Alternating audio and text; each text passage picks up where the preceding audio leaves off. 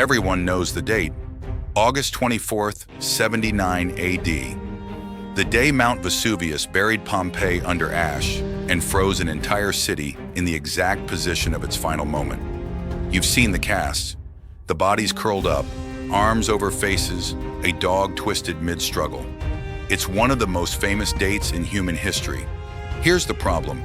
It's probably wrong. Not wrong by a few hours. Wrong by 2 months. Archaeologists found pomegranates and walnuts in the ruins, fruits that only ripen in autumn. They found people buried in heavy wool clothing, not the light linen anyone would wear in the August heat of southern Italy. And in 2018, workers uncovered a piece of charcoal with a date scrawled on a wall, written by someone who was clearly still alive after the date historians have repeated for 2,000 years. If the most famous death date in the ancient world can be wrong for this long, what else did we get wrong about the last day of Pompeii?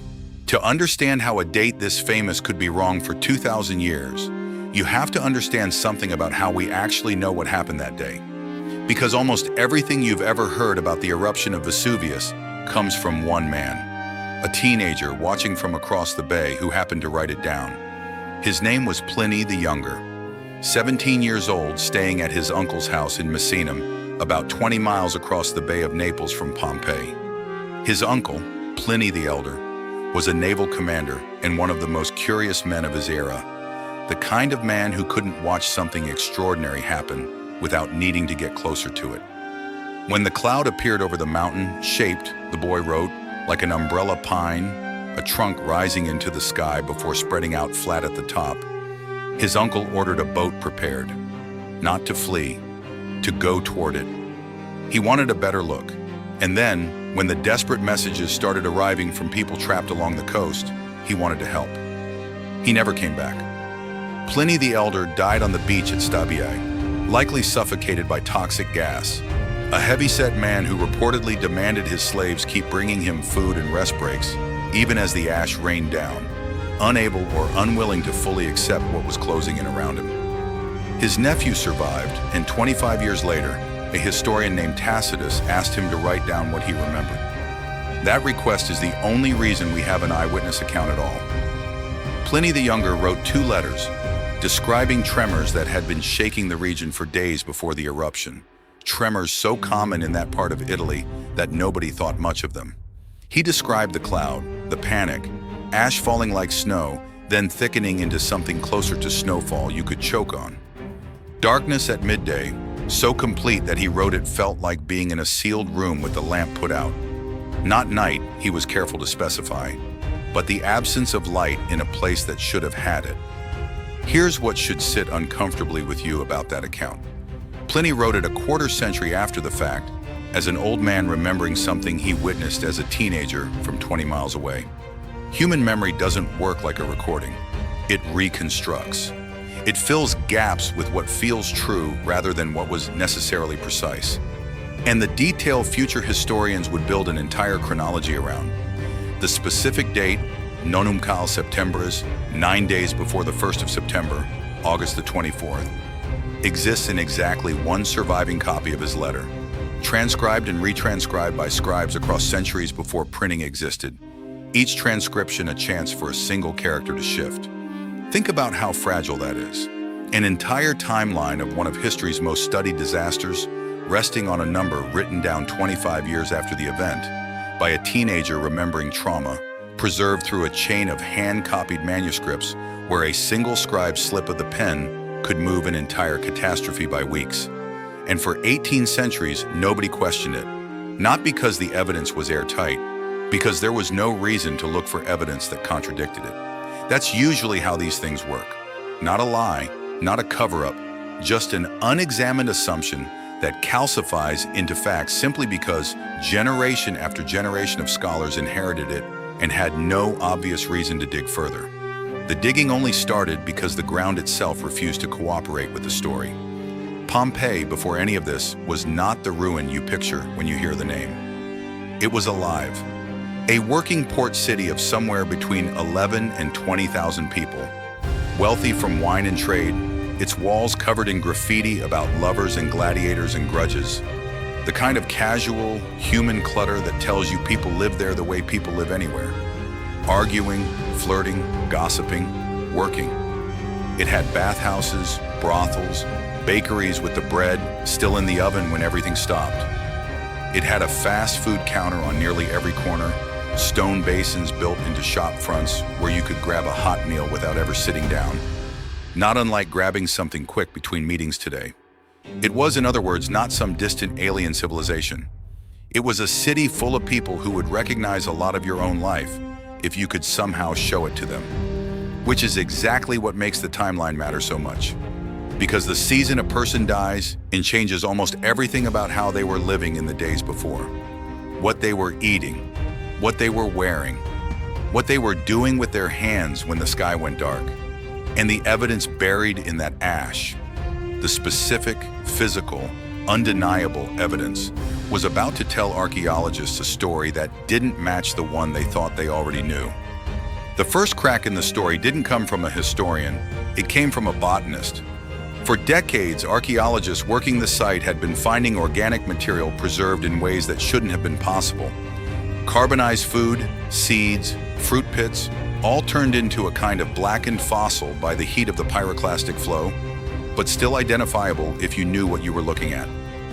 Most people walk past this evidence for a century without asking the obvious question. Because the obvious question requires you to actually know something about when fruit ripens in Italy, which isn't historians' knowledge, it's farmers' knowledge.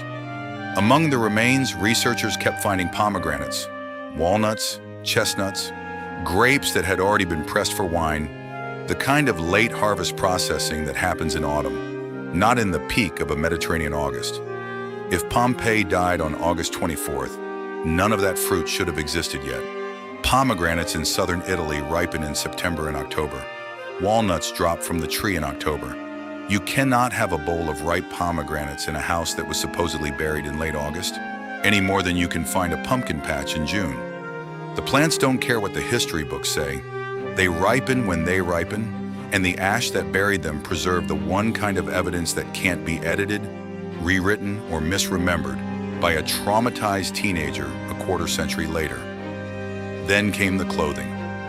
When plaster is poured into the voids left by decomposed bodies, a technique pioneered in the 1860s that lets us see the exact shape people were in at the moment they died. You can sometimes make out the folds and thickness of fabric pressed against skin. Researchers studying these casts began noticing something that didn't fit a summer afternoon. Heavier garments, layered clothing, the kind of thing you'd wear in October in a place where the Mediterranean sun still burns. But the mornings have gone cold, not the light linen you'd choose in the suffocating heat of a Campanian August. Any one of these details on its own might be dismissed as coincidence or misread or an outlier. That's usually the pattern with entrenched history. The first piece of contradicting evidence gets absorbed and explained away because nobody wants to be the person who says the emperor has no clothes on a date the entire field has repeated in textbooks for 200 years. But evidence doesn't need permission to keep accumulating, and in 2018, it stopped being deniable. Workers restoring a house in Pompeii's Regio 5, a section of the city still being actively excavated even now, nearly 2,000 years later, found a piece of charcoal on a wall. Not paint, not plaster. Charcoal, the kind used for temporary construction marks, meant to be wiped away and forgotten within days or weeks. Someone had scrawled a date on that wall. The 16th day before the 1st of November, October the 17th. Sit with the significance of that for a second, because it's easy to skim past a date and miss what it actually means. Charcoal fades, it smudges. It doesn't survive months of exposure, let alone years. For that inscription to still be legible when Vesuvius buried the city, it had to have been written recently, likely within days of the eruption itself, which means someone in the final stretch of Pompeii's existence was alive on a date that shouldn't have existed in a city already supposedly buried under 8 feet of ash and pumice 2 months earlier. This wasn't Pliny's memory, filtered through decades and copied by scribes. This was a mark made by an ordinary person's hand, in the days or hours before the mountain ended their world, and it survived exactly because nobody was around afterward to erase it or correct it. It is, in the truest sense, an accidental confession from someone who had absolutely no idea they were leaving evidence for people 2,000 years in the future. Here's what should genuinely unsettle you about this.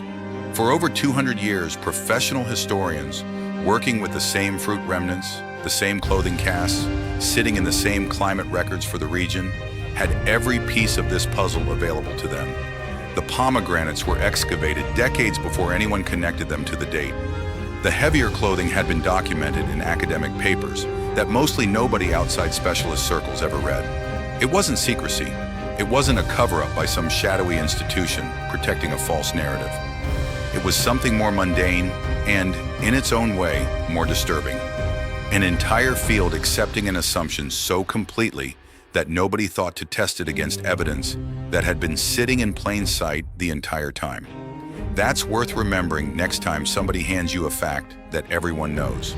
Sometimes the people repeating it aren't lying to you. They're just repeating something nobody has bothered to check in 2 centuries because checking. So if the eruption happened in October, not August, why did it take almost 2,000 years for anyone to seriously challenge the date? The answer says something uncomfortable about how institutions handle inherited knowledge, and it's worth sitting with, because it isn't unique to Pompeii. It's how most entrenched facts survive long past their expiration date. Modern archaeology as a discipline didn't really exist when excavation of Pompeii began. The first organized dig started in 1748, commissioned by Charles III, the King of Naples, and for the first century of work, the priority wasn't careful documentation, it was treasure. Workers tunneled through ash looking for statues, frescoes, anything valuable enough to decorate a royal palace. Entire rooms were stripped of their contents with barely a note taken about context, position, or the state of decay, because nobody involved saw themselves as scientists preserving a historical record. They saw themselves as excavating a very elaborate, very literal treasure chest. By the time archaeology matured into something resembling a rigorous discipline, the framework for understanding Pompeii had already calcified. Pliny's letters had been studied, translated, and taught for generations. The August 24th date had been repeated in enough textbooks, enough museum placards, enough doctoral dissertations that questioning it wasn't just an academic exercise anymore. It was questioning the foundation that an entire specialty had been built on top of. Careers had been constructed around interpretations that assumed that date as fixed. Museum exhibits were designed around it. Tour guides had been reciting it to millions of visitors for a century. There's a particular kind of institutional inertia that sets in once a fact becomes load-bearing. It stops being treated as a conclusion drawn from evidence and starts being treated as a foundation you build new conclusions on top of. Once enough structure gets built on that foundation, the cost of going back and checking it starts to feel enormous. Not because anyone is hiding something, but because admitting the foundation might be wrong means admitting that everything resting on it needs to be re-examined too. That's not a conspiracy. It's just what happens to any institution, academic or otherwise. Once enough weight gets placed on an assumption, nobody double-checked at the start. And here's the detail that should really catch your attention. The pomegranate seeds, the carbonized walnuts, the heavier clothing on the plaster casts, none of that evidence was hidden. It was published.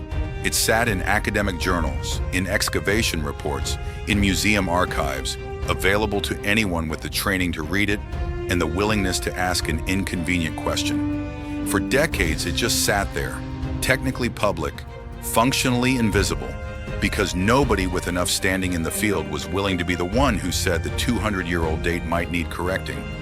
It took the charcoal inscription, something so simple, so undeniable, so impossible to explain away as an unusual outlier, to finally force the conversation into the open. Massimo Ossana, the archaeologist who led the Pompeii excavation park when the inscription was found, called it evidence that could overturn every theory about the eruption's timing. Notice the phrasing, not confirm a suspicion we'd long held. Overturn, as in, this actually changed minds that had been settled for 2 centuries. Which raises a question worth turning over slowly in your own mind. because it applies to far more than one Roman city buried under a mountain. How much of what you consider settled, established, thoroughly proven fact in any field, not just ancient history, is actually just an old assumption that happened to arrive first, got repeated enough times to sound authoritative, and has simply never been seriously challenged because nobody wanted to be the one to challenge it? Pompeii isn't unique in this. It's just unusually well documented because the ash that killed everyone also preserved the evidence that would eventually prove the official story wrong. Most historical assumptions don't get a piece of charcoal falling out of a wall to correct them. They just quietly stay wrong, generation after generation, because verifying them costs more professional capital than repeating them. And once you accept that the date itself was wrong for 2,000 years, you have to ask a harder question. If historians got the calendar wrong, something that should have been the easiest, most checkable fact about the entire disaster, what does that tell you about how much we actually understand about what those final hours looked like, moment by moment, for the people who lived and died inside them? That's where the story gets genuinely strange, because the deeper you go into what actually happened on that day, whichever day it truly was, the more the official narrative. For most of the last 200 years, the story you'd hear about how people in Pompeii died was mercifully simple. Ash fell, people suffocated, or were crushed by collapsing roofs, and it was over quickly. A tragedy, certainly, but a clean one. The kind of death you could picture without your stomach turning too hard. That version is comforting. It's also, according to the physical evidence itself, almost certainly incomplete, and in some cases outright wrong. Here's what actually happened, according to the volcanologists who've spent decades reconstructing the eruption hour by hour, using the layers of ash and rock the mountain left behind like a geological transcript. The first phase wasn't the killer. For nearly 18 hours, Vesuvius rained pumice and ash down on Pompeii in a slow, grinding accumulation. Not fast enough to bury someone instantly, but fast enough that roofs began to groan and collapse under the growing weight, sending people fleeing into the streets in a panic, then back indoors for shelter from the falling debris, then back out again as the roofs kept failing. This phase alone lasted through the night. People had time to make decisions, most of which turned out to be wrong, because nobody alive had ever seen anything like this before, and there was no folk memory, no inherited wisdom, telling them what to do. Some fled early and lived. Herculaneum, the smaller, wealthier town closer to the mountain, tells you what timing meant. Most of its population appears to have escaped in those early hours, based on how comparatively few bodies were found within the town itself for over a century of excavation. Then in the 1980s, archaeologists found where many of them had actually gone. Boat chambers along what had been the ancient shoreline, stone arches built to house fishing boats, were packed with skeletons. Dozens of people huddled together, waiting for boats that either never came or came too late, facing a sea that had likely become impossible to launch into as ash choked the harbor and waves grew unpredictable from the disturbance offshore. Then came the part of the eruption that actually did most of the killing, and it wasn't what for centuries got taught in classrooms. Sometime after the pumice phase exhausted itself, the eruption column that had been rising miles into the sky lost the pressure supporting it and collapsed back down onto the mountain's flanks. What came down wasn't ash falling gently from above. It was a pyroclastic flow, a churning, ground-hugging avalanche of superheated gas, ash, and rock fragments, moving at speeds that could exceed 100 miles an hour, at temperatures that modern reconstructions place somewhere between 400 and 1,000 degrees Fahrenheit, depending on which surge you were caught in. At those temperatures, death wasn't a slow suffocation under settling ash. It was closer to instantaneous. Researchers studying the skeletal remains at Herculaneum in the 2000s found something that stopped them cold. Bones with a reddish residue that chemical analysis identified as iron, consistent with rapidly boiled blood and brain matter, the kind of thermal shock that causes soft tissue to essentially vaporize in a fraction of a second rather than burn over time. In 2020, researchers studying a victim in Herculaneum went further, identifying what appeared to be vitrified brain tissue.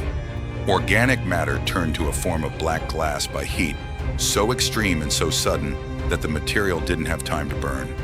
It cooked and hardened almost instantly, like a candle flame, passing briefly but violently close enough to melt something without giving it the chance to catch fire. Think about what that actually means for the people caught in it. Not a slow, merciful loss of consciousness from smoke inhalation, the version most documentaries have quietly implied for decades because it's easier to sit with. For many victims, especially those closest to the mountain, death arrived in less time than it takes to finish reading this sentence. There would have been no drawn-out suffering in the most technical sense, but there's something almost worse about a death so instantaneous that the body has no time to even attempt to protect itself. That's precisely what the famous plaster casts show. Not people peacefully lying down to die. People frozen mid-motion, mid-flinch, arms raised toward faces that had no time to complete the gesture, muscles locked in the exact configuration they held in the fraction of a second the wave arrived. Which brings us to a detail almost nobody outside specialist circles knows about those casts. And once you hear it, you'll never look at a photograph of one the same way again. The technique itself was invented by a man named Giuseppe Fiorelli in 1863. And it's worth understanding exactly what he did, because it changes how you should look at every cast you've ever seen in a textbook or a documentary. When a body decomposed inside the hardened ash, it left behind a perfectly shaped void, a hollow space in the exact form of a person, right down to the folds of their clothing and the expression frozen on their face, with only the skeleton remaining inside. Fiorelli realized that if you drilled into that void and poured in liquid plaster, then waited for it to set before excavating around it, you weren't just finding a skeleton. You were making a cast of a moment. A photograph taken by geology, developed a century and a half later. For decades, museums and documentaries presented these casts with a kind of quiet romanticism. Families embracing, a mother shielding her child, peaceful final moments, love persisting even as the world ended. It's a beautiful way to frame mass death, and it made for good exhibit placards. It also turns out to be, in a significant number of cases, simply wrong, not because anyone lied outright, but because assumptions filled in gaps that modern science has only recently had the tools to actually test. Take the so-called two maidens, a cast long assumed to show a mother and daughter, or two sisters, huddled together in their final moment. In 2015, DNA analysis and CT scanning of several of Pompeii's most iconic casts revealed something the original 19th century archaeologists had no way of checking. One of the maidens was male. The interpretation of the scene, two women, presumably relatives, comforting each other, had been built entirely on the visual impression of body position and assumed social context, not on any actual biological evidence, because nobody had the technology to look inside the plaster and check. Then there's a cast that circulated for over a century as one of the most tender images to come out of the disaster. Two figures embracing, interpreted for generations as lovers meeting death in each other's arms, sometimes called the lovers of Pompeii in tourist literature and casual retellings. Genetic testing conducted in 2017 on the skeletal remains inside determined both individuals were male and unrelated to each other by any close biological tie researchers could identify. That doesn't mean the moment wasn't intimate or meaningful or worth telling, but it does mean the specific romantic narrative built around it for over 100 years was an assumption dressed up as a fact, repeated in guidebooks and museum tours, because it made a better story than we actually don't know who these two men were to each other. Here's what should really sit with you about that pattern. Historians and archaeologists weren't being dishonest when they built those interpretations. They were doing what humans do with incomplete information, filling gaps with the most emotionally coherent story available, then repeating that story with enough confidence that it calcified into something that sounded like established fact. Nobody was lying, but nobody was checking either, until DNA technology forced the checking to happen almost accidentally, as a byproduct of unrelated scientific curiosity rather than a deliberate effort to correct the record. And this pattern goes deeper than a handful of misidentified casts. A broader genetic study published in 2022 analyzing DNA from multiple Pompeii victims, found that several individuals long assumed to be biologically related, based purely on their physical proximity to each other when they died, actually weren't related at all. People who happened to die close together in a shared room or a shared embrace got retroactively assigned family relationships by researchers working from instinct rather than evidence, because grouping bodies into families made the tragedy easier to narrate and easier for visitors to emotionally process. Sit with the implication of that for a moment. If the specific identities and relationships of some of the most famous, most photographed, most emotionally resonant images from Pompeii were assumptions rather than verified fact, repeated with total confidence for a century and a half before anyone had the tools to check, what does that tell you about the reliability of every other confident-sounding claim you've absorbed about this disaster over the years? Not because someone was hiding the truth from you, but because certainty, once it gets repeated enough times by people who sound like they know what they're talking about, starts to feel indistinguishable from fact. Whether or not anyone actually verified it, that's the real secret buried under Pompeii's ash. Not a conspiracy. Something quieter and, in its own way, more universal. A 200-year lesson in how easily a good story outruns the evidence, simply because nobody circles back to check it once it starts sounding true. Before I keep going, I want to say something and then get right back to it. If you've made it this far, through the date, through the fruit and the clothing, through what actually happened inside those final seconds, you're the kind of person who doesn't just accept a story because it's the one everyone repeats. That's rare. And if that's who you are, this channel is built for exactly that instinct. New stories like this one, every week. The parts of history that get simplified into a clean version, because the messy, uncertain version doesn't fit neatly into a museum placard. Subscribing costs you nothing, and it means you don't have to go looking for this next time. It finds you. All right, back to it. Because there's one more piece of this story, and it might be the strangest one, because it's not about the past at all. It's about right now, this year, this decade, people actively working to recover something that everyone assumed was gone forever. About a mile from Pompeii, closer to the base of the mountain, sits a villa that once belonged to a man believed to be the father-in-law of Julius Caesar.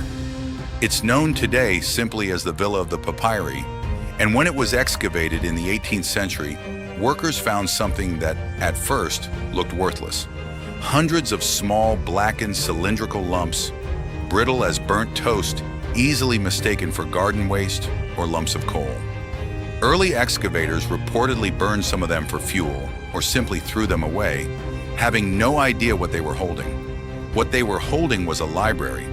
Nearly 2,000 scrolls of papyrus, carbonized instantly by the same superheated gas that turned brain tissue to glass, preserved in a form nobody had ever encountered before. Not burned to ash, but baked solid. The ink and fiber fused together into something that looked like charcoal, but technically still contained, layer by layer, an entire text that no living person had read in almost 2,000 years. For over 2 centuries, scholars tried to physically unroll them. It went about as well as you'd expect. The scrolls crumbled, cracked, disintegrated into fragments the moment anyone applied pressure. And thousands of years of philosophy, poetry, and history were destroyed in the well-meaning attempt to access them. Entire scrolls turned to dust in the hands of people trying to save them. By the 20th century, the remaining scrolls were considered essentially unreadable, a library sitting in a vault, its contents permanently sealed by the very disaster that had preserved them in the first place. Ironic in the cruelest possible sense, the eruption saved the books and then made them unreadable forever. Except forever turned out to be shorter than anyone expected. In 2015, researchers used a particle accelerator to X-ray one of the scrolls without unrolling it, detecting faint traces of ink based on how differently the ink and papyrus reflected the scan. It was a start, but the images were too faint, too jumbled, to actually read connected words. Then, in 2023, a computer science student working on a machine learning project trained an algorithm to detect the microscopic texture differences between ink and blank papyrus, inside a fully intact, still-rolled scroll based purely on CT scan data. No physical unrolling, no risk of destruction, just a computer trained to see something the human eye couldn't. The first word it found, cracked out of 2,000 years of carbon and silence, was the Greek word for purple. A month later, researchers using the same method identified an entire coherent paragraph, apparently discussing pleasure, possibly from a philosophical text on Epicurean thought, the kind of writing that debated what it actually means to live a good life, written by someone who had no idea that the very disaster that would kill their neighbors would also be the reason their word survived for 2 millennia, waiting for a piece of technology nobody in their era could have imagined. Think about that for a second.